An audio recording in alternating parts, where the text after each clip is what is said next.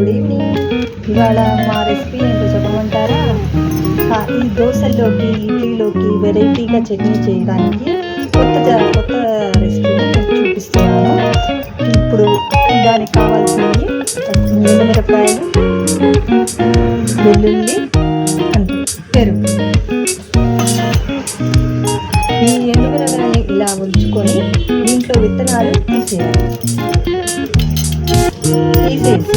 పుల్ల పెరుగు కాదు, కమ్మ పెరుగు కాదు, కానీ ముందు రోజు పెరుగుని కొంచెం మజ్జిగలాగా చేసుకుని ఒక గంట సేపు ఈ మిరపకాయని నానబెట్టుకోవాలి. మీకు ఎంత క్వాంటిటీలో చట్నీ కావాలో అంత క్వాంటిటీలో. నేను సుమారుగా ఒక 20 మిరపకాయలు తీసుకున్నాను. దాంట్లోకి ఈ విత్తనాలన్నీ తీసేసి ఇలా ఒక గంట సేపు పెరుగులో నానబెట్టుకోవాలి. నానబెట్టుకున్న తర్వాత నేను ఆల్రెడీ నానబెట్టుకొని ఉంచుకున్నాను. ఇప్పుడు మిక్సీ జార్ తీసుకొని దీంట్లోకి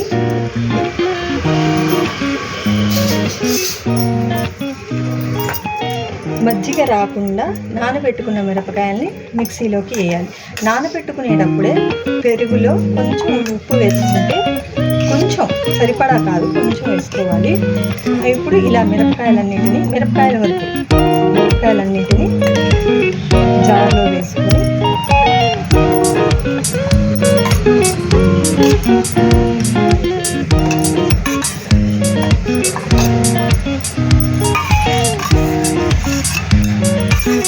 ఇలా అన్నీ జార్లోకి వేసుకున్న తర్వాత పొట్టు ఒలిచిన వెల్లుల్లిపాయలు ఒక 10 రెమ్మల వరకు తీసుకోవాలి. పొట్టు ఒలిస్తేనే బాగుంటాయి ఫ్రెండ్స్, ఒలవకుండా వేస్తే బాగుండదు.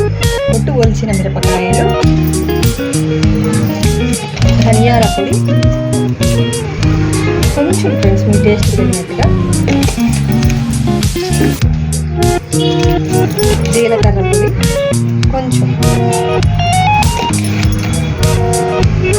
రుచికి సరిపడా సాల్ట్. పెరుగు వేసాం కాబట్టి ఫ్రెండ్స్ కొంచెం ఉప్పు ఎక్కువగానే పడుతుంది. తగ్గితే తాలింపు వేసేటప్పుడు చూసుకోవచ్చు. ఇప్పుడు ఈ విత్తనాలు తీసి పక్కన పెట్టాం కదా, అవి మీకు టేస్ట్ కారం తగ్గింది అంటే వేసుకోవచ్చు, లేదంటే లేదు. నేను వేస్తున్నాను ఫ్రెండ్స్. కారము మా ఇంట్లో స్పైసీగానే తింటారు, అందుకని వేస్తున్నాను. ఇప్పుడు మిగిలిపోయిన ఈ పెరుగుని, నానబెట్టి ఉంచుకున్న ఈ పెరుగుని మనం వేస్ట్గా పారేసుకోకూడదు. ఎందుకంటే మనకి ఈ చట్నీ గట్టిగా ఉందంటే మనం తాలింపులోకి ఈ కొంచెం పెరుగు మజ్జిగ పోసుకుంటూ చేసుకోవాలి. ఓకేనా ఫ్రెండ్స్? ఇలా మిక్సీ పట్టేసుకున్నాను నేను. మరీ మెత్తగా పేస్ట్ లాగా మిక్సీ పట్టుకోకూడదు. ఇలా బరకగా ఉంటేనే బాగుంటుంది. ఓకేనా ఫ్రెండ్స్? ఇప్పుడు కళాయి పెట్టి పొయ్యి మీద కొంచెం నెయ్యి, కొంచెం నూనె వేసుకొని తాలింపు వేసుకోవాలి. నూనె కాగిన తర్వాత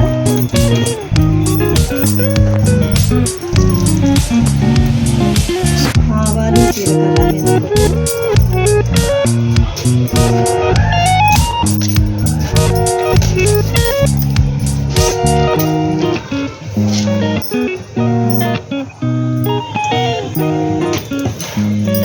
అది వేగిన తర్వాత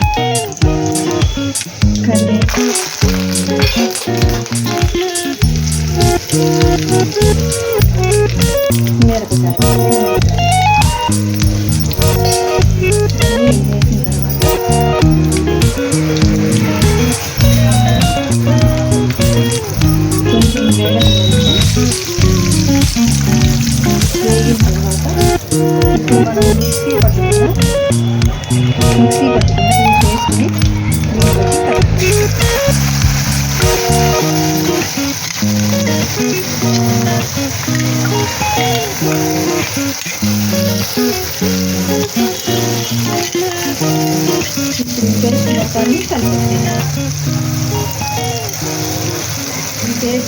ఈ పేస్ట్ కొంచెం మిగిలిన మజ్జిగని దీంట్లో పోసి ఆ పేస్ట్లో ఆ కళాయిలో వేసేసాను.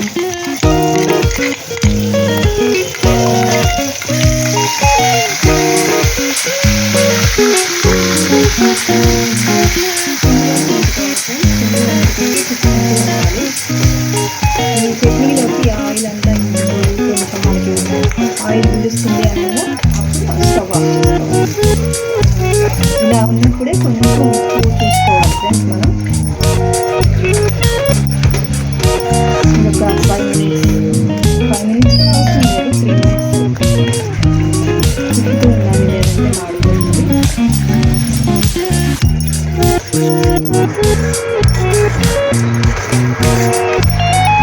ఇలా తిప్పుతూ ఉంటే ఆయిల్ అంతా పీల్చేసుకుంటున్నాం.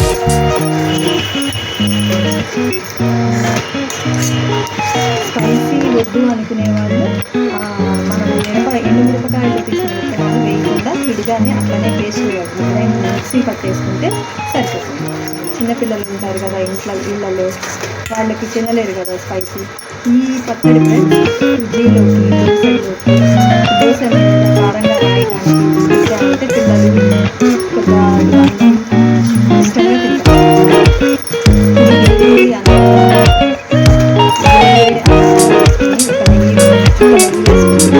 చాలా బాగుంటుంది. ఒకసారి మీరు కూడా ట్రై చేయండి.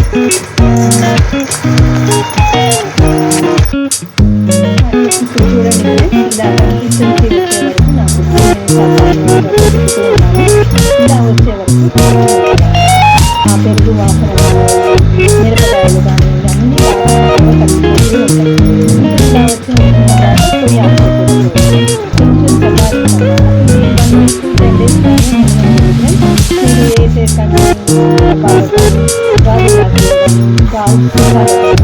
మరిగించుకుంటే 10 days వరకు పిల్లలకి చిన్నపిల్లలకి కమ్మకమ్మగా చాలా బాగుంటుంది.